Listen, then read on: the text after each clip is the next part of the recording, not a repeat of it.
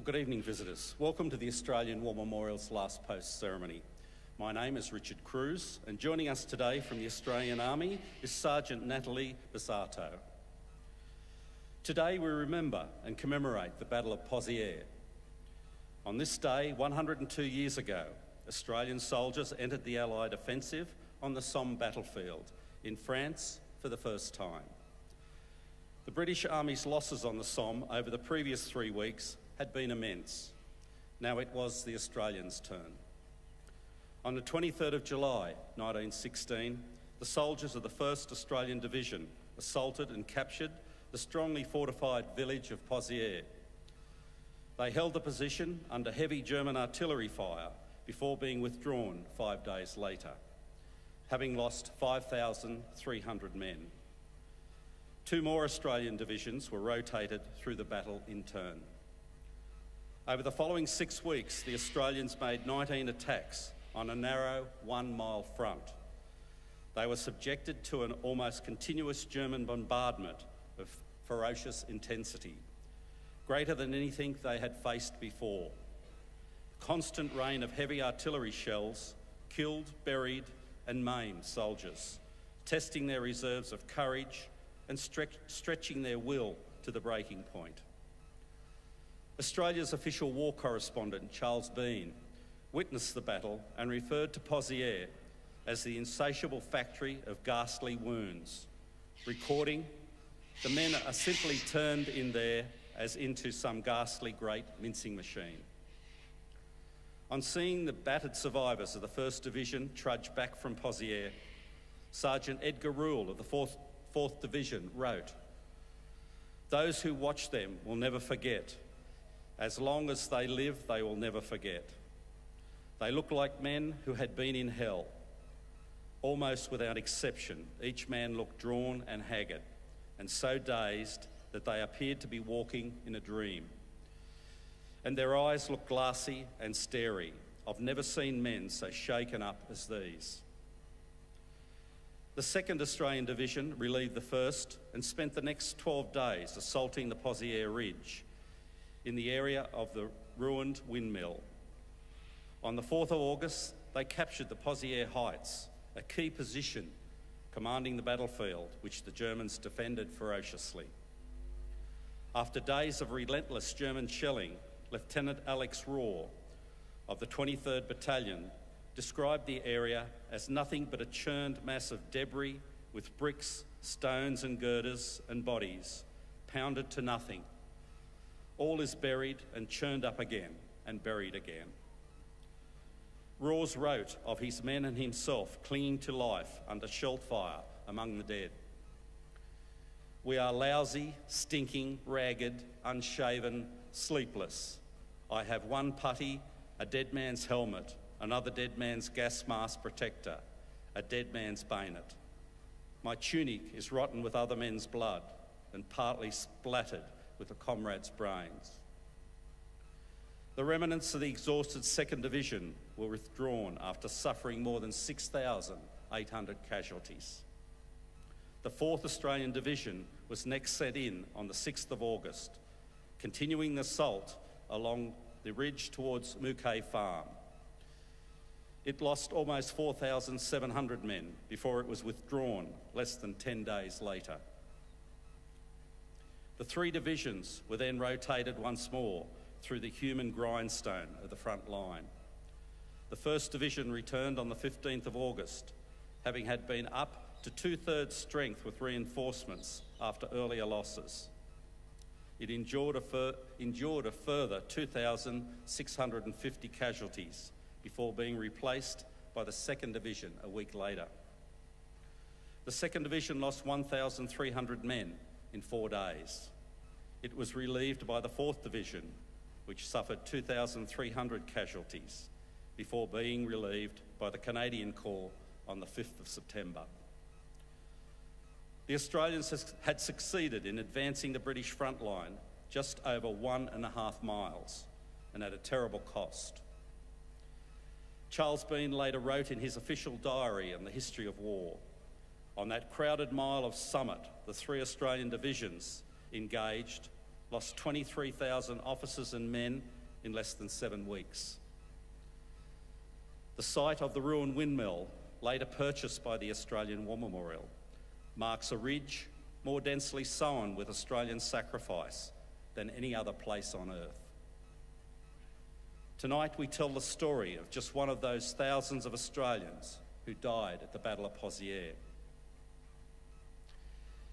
We are honoured this evening to acknowledge Brigadier General Lee Sang-kak, Commander Air and Space Operations Centre Korea, and Air Commodore Stephen Edgley, Royal Australian Air Force, and the accompanying Defence Delegation.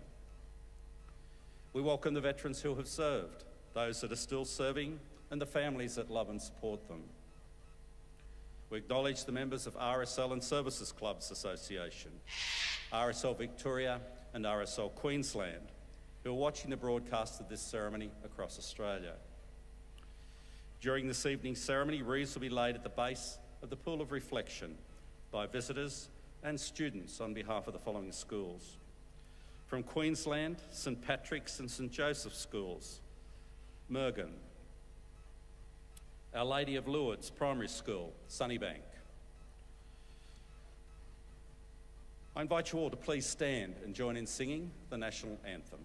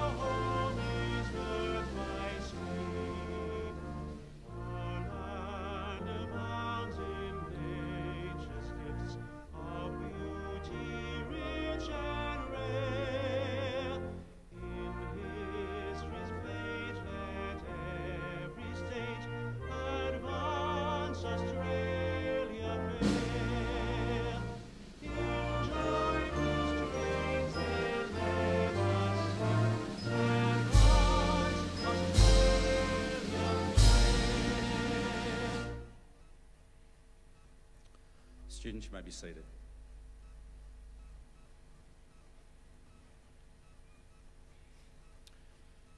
The Australian War Memorial was the vision of Charles Bean, Australia's First World War official historian. Bean landed with the Australian troops on Gallipoli and stayed with them at the front through to the end of the war. The idea of this national memorial and museum came to him at Pozieres, France, in the depths of the bloody fighting of 1916. Bean's idea was that this would be a place where families and friends could mourn loved ones buried in faraway places. It would also be a place that could help all Australians understand what these men and women had endured and what they had done for us. Bean's vision, to which we remain true, is best expressed as inscribed in the entrance to the memorial's galleries. Here is their spirit in the heart of the land they loved, and here we guard the record which they themselves made. Tonight we'll read the story behind just one of those on the Roll of Honour, which lists the names of more than 102,000 men and women who have given their lives for us in war and operations over more than a century.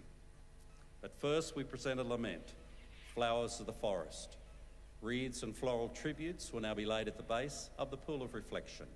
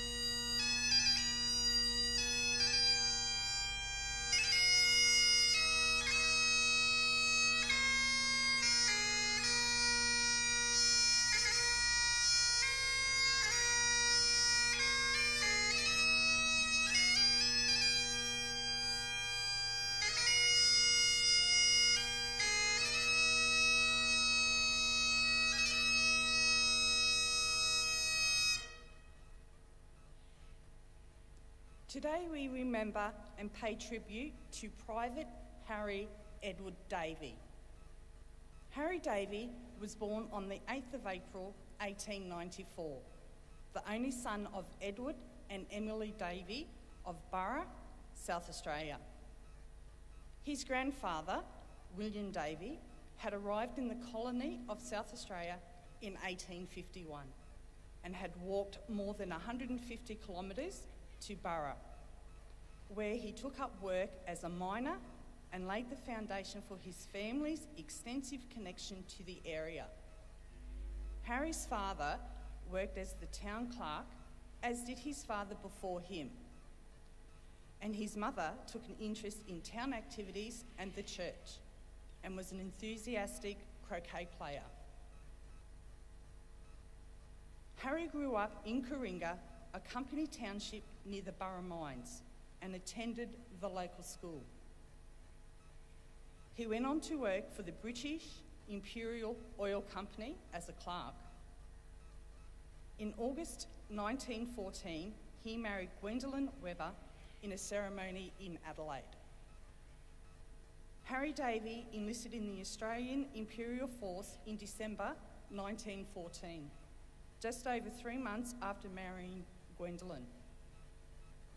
He was posted to the 12th Battalion and underwent a brief period of training in Australia before leaving for active service overseas in February 1915. On the 21st of March, his daughter was born in Adelaide.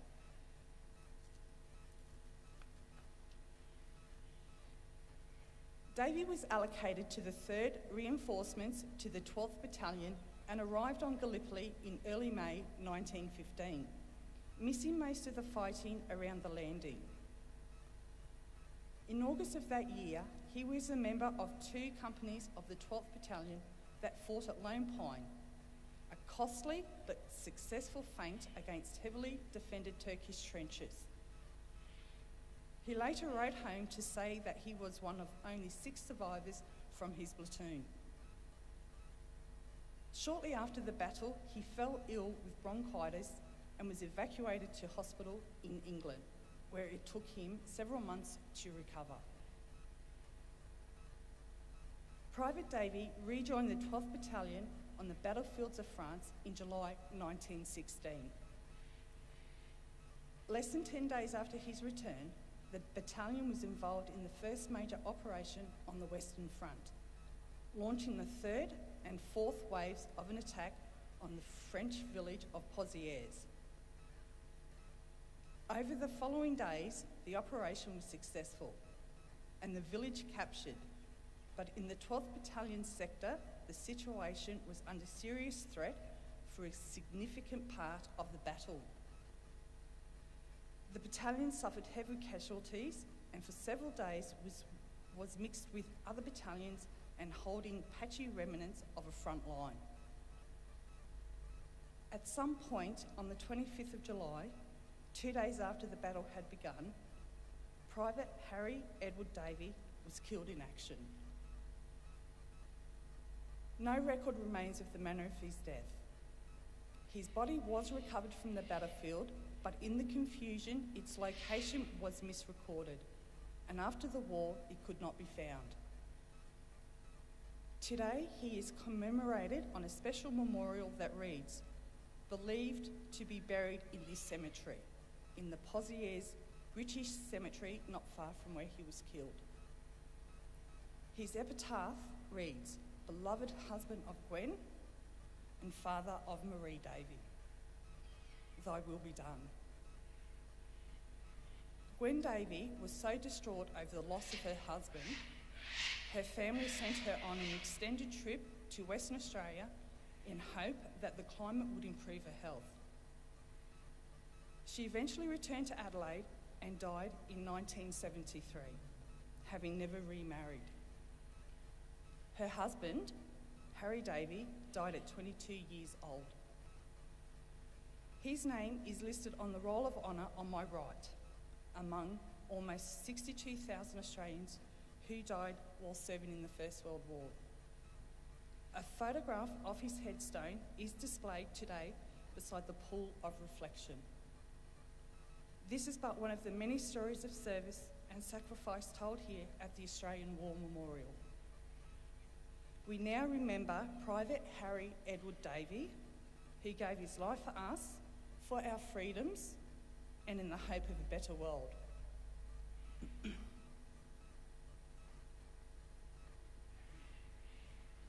Please stand for the reading of the ode and the sounding of the last post.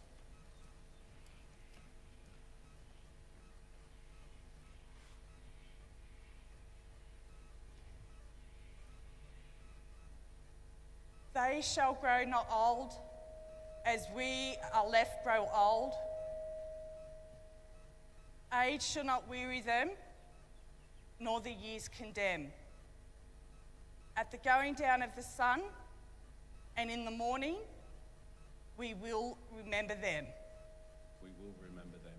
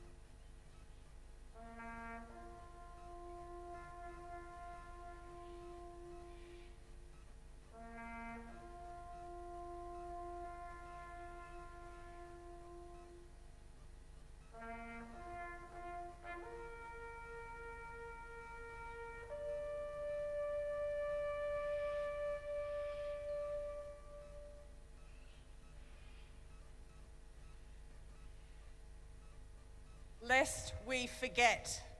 Lest we forget.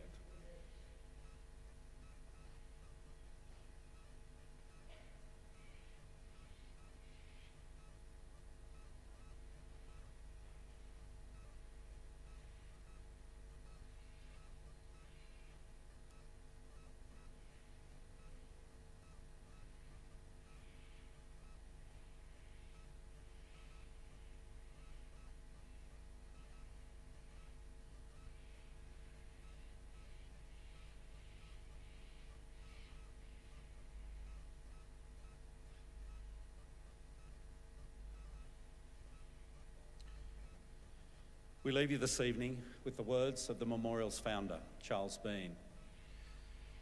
Many a man lying out there at Pozieres or in the low scrub at Gallipoli, with his poor, tired senses barely working through the fever of his brain, has thought in his last moments, well, it's over. But in Australia, they will be proud of this. Ladies and gentlemen, girls and boys, that concludes this evening's last post ceremony. We thank you for visiting the Australian War Memorial and wish you all a very good evening. Thank you.